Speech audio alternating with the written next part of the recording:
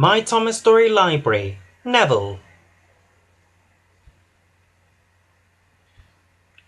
This is a story about Neville, a little engine who just wanted to be friends. But Thomas and the others wouldn't give him a chance, and that got them all into trouble. One morning, the Fat Controller made an announcement. "A new engine has arrived on the island," he said. "His name is Neville. You must all make him feel welcome." "I wonder what this Neville will be like," Thomas said to Emily. "I hope he's a Steamy like us," Emily replied. Later that day, Thomas had stopped at a signal when the signalman called down to him. "The bridge ahead is unsafe," he said. "It needs mending before any engines can cross it. You must go to the docks and collect some iron to repair the bridge." At the docks, Ari and Bert were with Neville, the new engine. Neville was a Steamy, but he had a square body like a diesel. Ari and Bert were feeling naughty. "We'll help you jump those trucks," they said. But they pushed Neville hard into the trucks. The diesels laughed. Neville looked sad. "It's not our fault if you're a silly Steamy," oiled Bert, and they laughed even harder.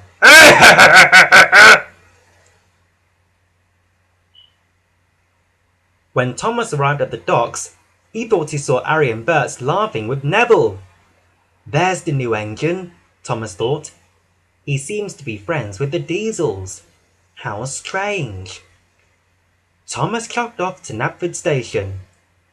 "We'd better be careful of that new engine," he warned James at the platform.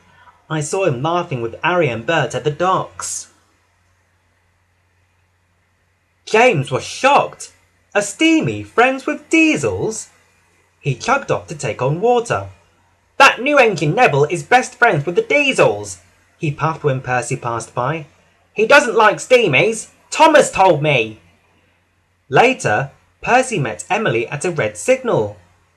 "Don't go near Neville the new engine," he told her. "The diesels have told him to biff into Steamies. James heard it from Thomas." When Thomas arrived at Crovan's gate, the Fat Controller was there. "I have a very important job for you," he boomed. "You must warn all the engines not to cross the bridge until it is repaired." Thomas felt proud. It was a really useful job. Then he heard a whistle. Someone was coming. He had to warn them. But when Thomas saw it was Neville, he forgot all about his important job. "He's pulling Annie and Clarabelle," Thomas sulked crossly. "They're my coaches, not his." "Hello?" puffed Neville perkily. "I'm not talking to you," Thomas huffed. Neville was puzzled and sad. When Emily pulled in next to him, Neville gave her a big friendly smile. He hoped she would be nicer than Thomas. Emily wheezed out steam. "It's no use trying to make friends with me," she said grandly. "I know you're going to biff into all the Steamies, just like the diesels told you to." Neville didn't know why she was being so horrid to him. But the station master blew his whistle, and Neville had to chug sadly away. Then Emily saw Thomas. "Thanks for warning us about Neville," she said. "Percy told me what you told James." Thomas was very surprised. "I only said I saw Neville with the diesels," he cried. But before Emily could answer, Toby arrived.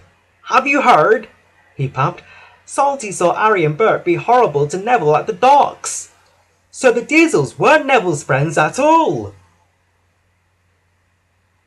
All of a sudden, Thomas remembered where Neville was going. "Neville's heading for the broken bridge," he cried. "I must stop him." Neville was speeding along. Suddenly, he saw a barrier on the track. He slammed on his brakes, but it was too late. His front wheels went over the broken end of the bridge. Thomas came racing up and saw what had happened. He knew it was all his fault.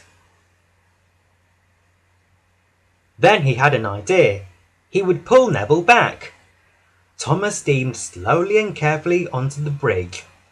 He gently bumped Clarabelle, and Thomas's driver coupled Clarabelle to him. Thomas was very scared. Slowly and steadily, he began to pull Neville back from the edge. The bridge creaked. Thomas had to hurry. With one big puff, he pulled Neville to safety. "Thanks," whistled Neville. "What a relief!" "I should have warned you," puffed Thomas, "but I was too busy believing silly stories. I thought you didn't like Steamies. Can you forgive me?" "Oh yes," peeped Neville. "Let's be friends." Thomas gave Neville a long, happy peep peep. From now on, he wanted to be the best friend Neville had ever had.